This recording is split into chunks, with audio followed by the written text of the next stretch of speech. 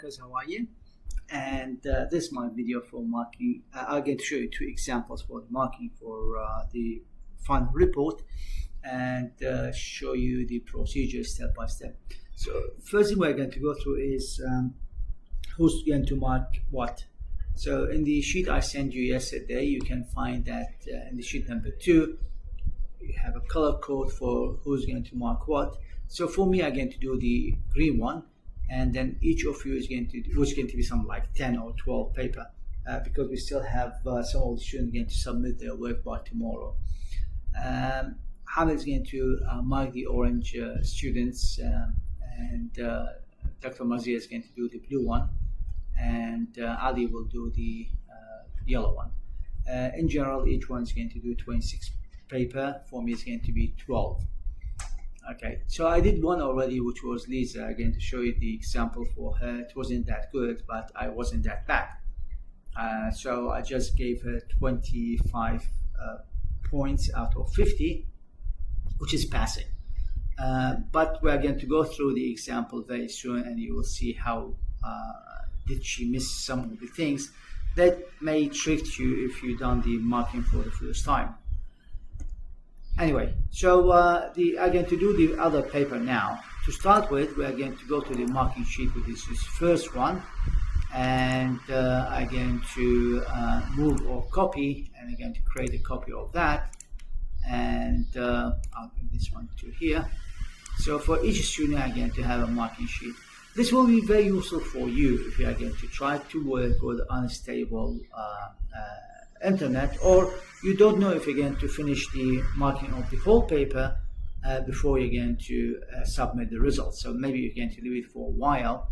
The system will load of itself, and then you're going to lose everything, and you have to start from the beginning. So it's going to be nice if you're going to do it using this sheet. So the student name is wait a second, not that. Okay. So the student name I'm going to mark his paper is going to be Miguel Egueston. Okay, so I'm going to put the details here, and I will get his student number. This will be the first step, because we'll need to check the parameter that they used to do the calculation, and this will be shown in the page number 2. Some of the students have been submitted their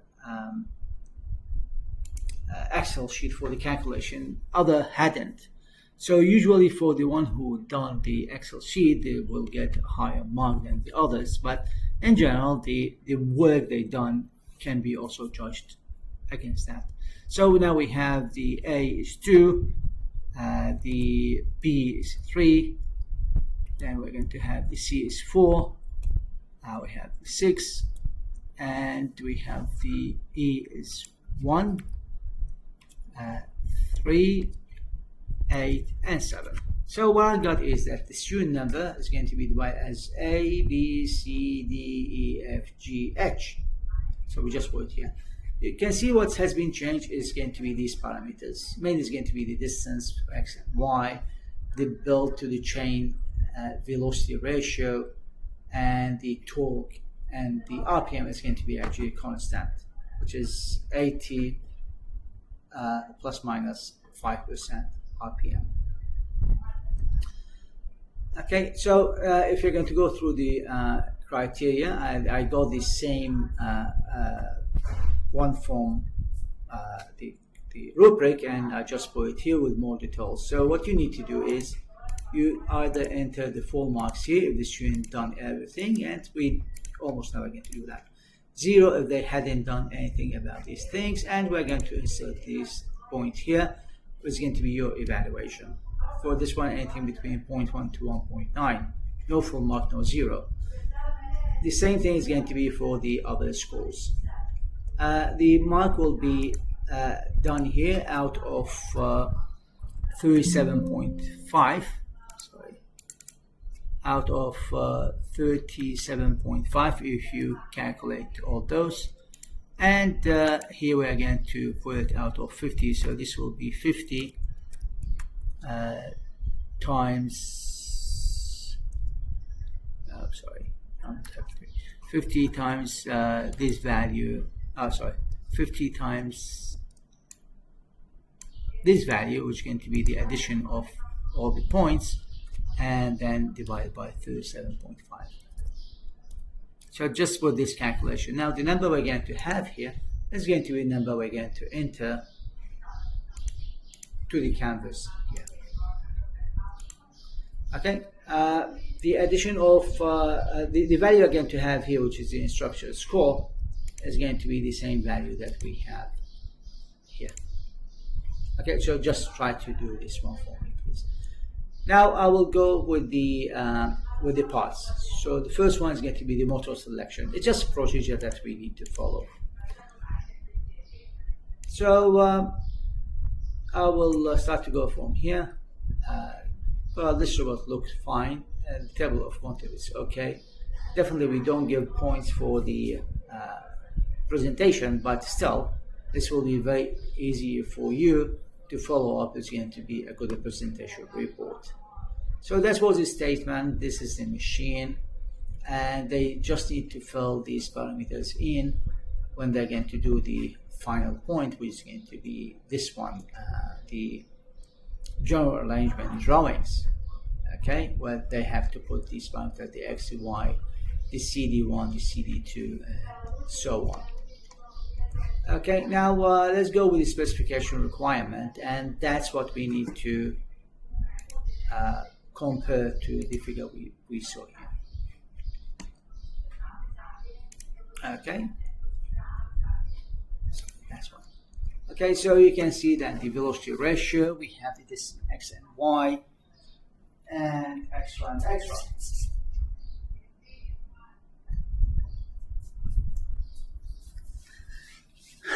Okay, so usually I give them, well, I give them my trust that they do this one correctly.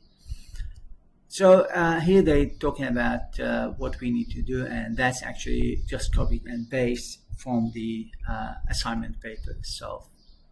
So he tells us what his design parameters from the A, B, C, D, E, F, G, and he did the calculation for those, which I can tell they are the same one we had in our Excel sheet here. 1.85, 0.27, 0.2, and 4,400. We go to the motor selection, okay, and they have a catalog which is available in the Canvas page for the project itself. You don't have to follow up this one. You may not need even to go to the lecture slide to find that, but you will find that we got the speed in RPM, which is approximate value. Just remember that the 80 RPM was for the output, okay, but for the input is going to be about 1,450. The rated power, we've been actually put them within the range of using either 30 or 37 or 45 kilowatt, not anything in between. So if their power is going to be 29, they can use the 30. If their power is going to be 31, they have to jump to 37. If it's going to be 38, they have to jump to the 45. The calculation actually has been done in a way that that's impossible for them to get a power more than the 45. Okay, so that's something you have to remember.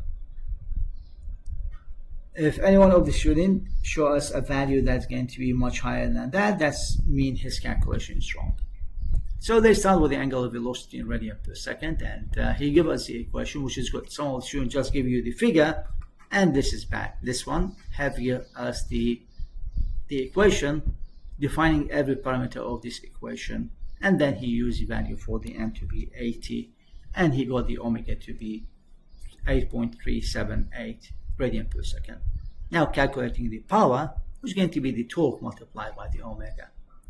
So the torque has been given directly, which is going to be the 4,400, the one that we calculate in the Excel sheet, multiplied by this value of the omega. So his power is going to be 38.86. Okay. Now we need to add the efficiency factor. So the actual power required is going to be more than the 37, which is going to be 39.6, and that's mean we need to jump for the 45 kilowatt motor instead. Okay, and that's it. He's choosing the 45 kilowatt. He used that from the catalog. Okay, and he's going to choose the motor. The motor of the TikTok TC, whatever the code is. So now I can give him almost a full mark for that. I'll give him a full mark because he explained the thing step by step. Next step is going to be about the build drive calculation and selection. I may send you an Excel sheet on this calculation, but first I'm going to try to check if this student already had submitted his Excel sheet. No Excel sheet here. What you can do is you can go to any other student who you think that he done a very good work, can have a look for his Excel sheet and use it. And that's what I'm done here, for example. So for the motor, he did the calculation to find the motor. He did the V-build. So we just need to check the steps has been done the same way. We don't expect the student to have exactly the same procedure, but if they did it that way, this will be great. We're always going to expect them to use the given data, but they're going to use the code for the V-build series factor, which is the factor that's going to be multiplied by the power to know what will be the actual power that this build is going to use. Sometimes this value needs to be divided to a multiple builds, that each build is going to take a certain portion of the power. And that's what this student done here. So he got the series factor, he got the power, which is from the motor, the speed, okay, and the design power, which is going to be the actual power multiplied by the series factor. Step number 2, we know the value for the power, okay, that's the design power, and we have here the value for the RPM, and then we do the intersection between both. So that's the RPM value, and you can see that for the power that we used was the one that we multiply by the value of the design power of the 48. Okay, and then do the intersection to find the value for the Vx. Actually, these are my lines, but anyway, again, to accept that. So it's going to be the 50 multiplied by this RPM value. So we're going to be within the 5V type of the,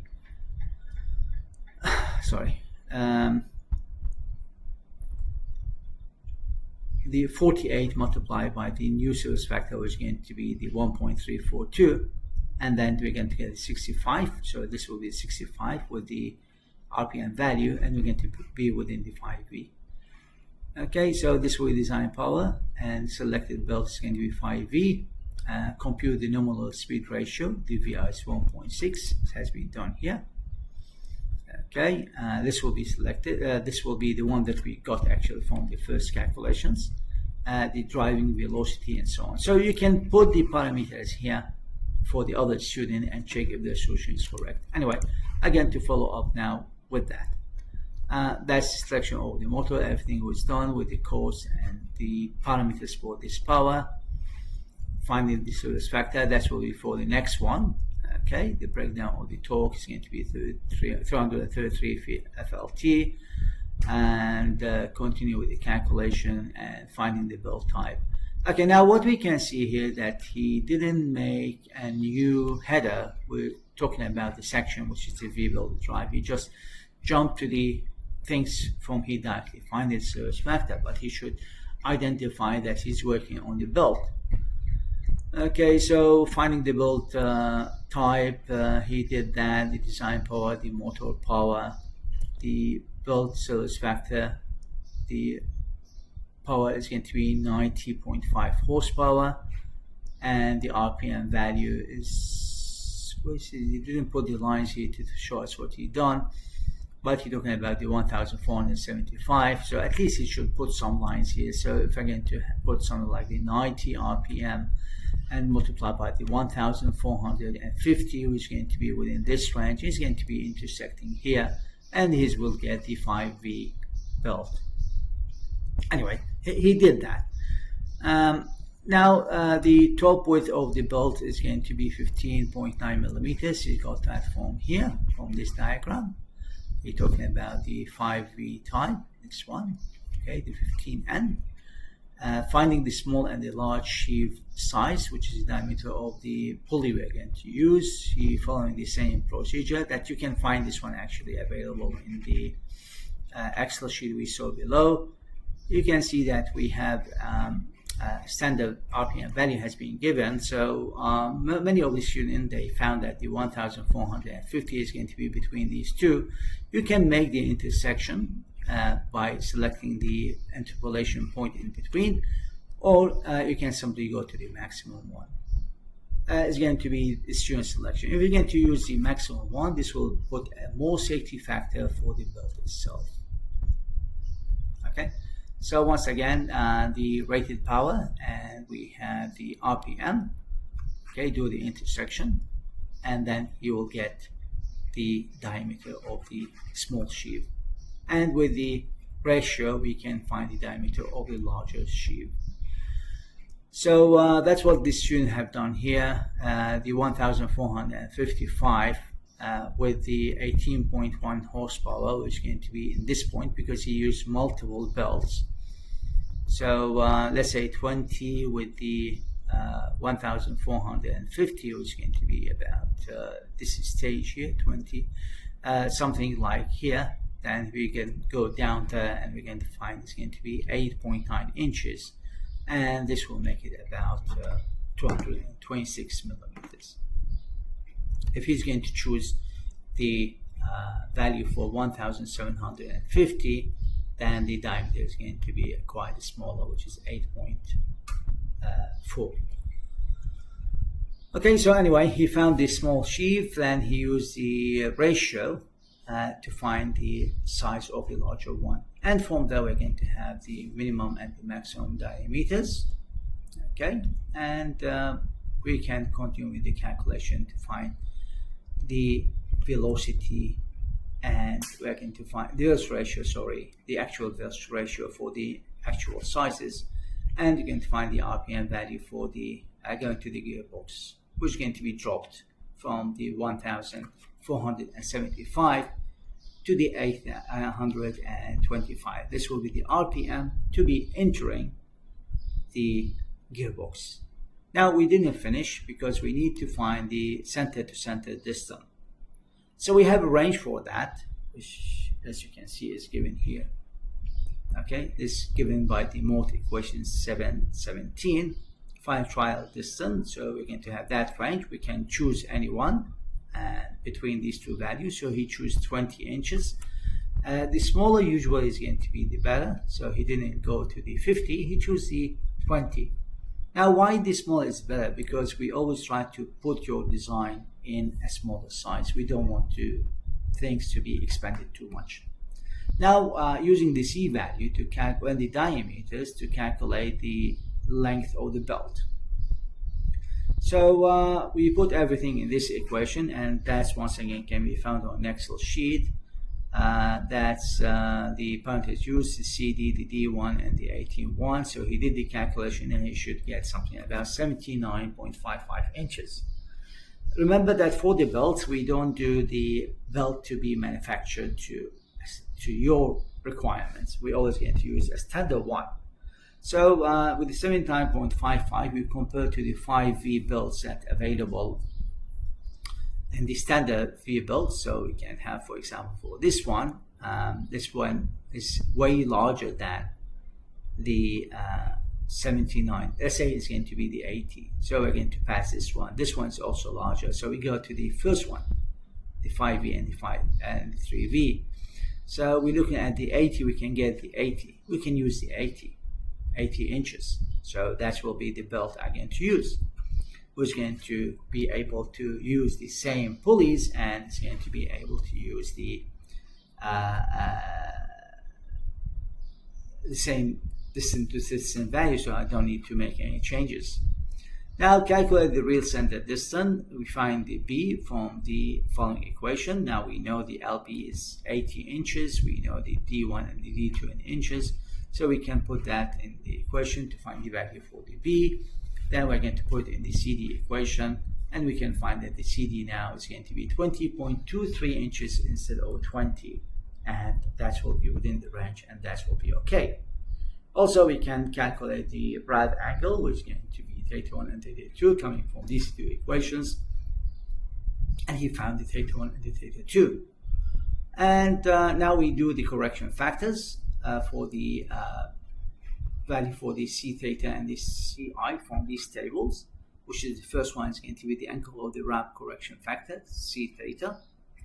We use the angle of the wrap that has been calculated, and we're going to use the and we're going to intersect it with this line to find the value for the C theta. And the same thing we've done here, the belt of the length in inches, which was the 80, and intersected with the 5V, and this will give me the value for the length correction factor. So he got these values and done.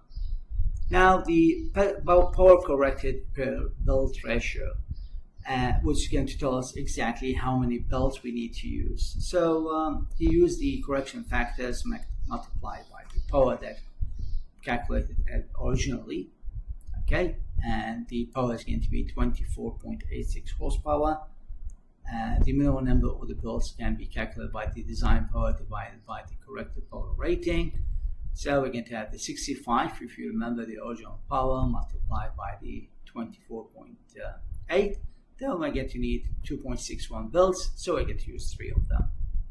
Okay, and that will be the number of the belts can be used. Okay, double checking with that. The small shear pitch diameter in inches. Wait a second, that's for the chain. Okay, so wait a second. Why did he do it in? Anyways, so he's going to calculate the rest of the things. We know the RPM value. We know the it's going to be done by here once again. Okay, that will be the pitch diameter of the sheave. He's talking about, since the motor speed was 1,450, so we can choose the 1,750 instead. Okay, and this will give us more safety factor. From that, we are going to find the other parameters, which whatever the value of the diameters we're going to use, the velocity ratios, and so on. So he calculated the power is going to be 25.74 instead of the 24, but this still is going to tell us that the number of the belts is going to be increased from 3 belts to 4 belts. They can add this section, and they just keep it with the 1,450 RPM. Now what I can tell he did a very good job with the V belt, so I put here for him as a 3.9. Usually I don't give full mark. And again, to update this one here. So here we gave him 2, and here we gave him 3.8. Okay, you can see that when I put these values, definitely these values are going to be added up. Remember that was 8037.5. Okay, so now let's continue with the marking. Maybe again to make another video for that, because this will make it quite long, so I'm going to stop here now.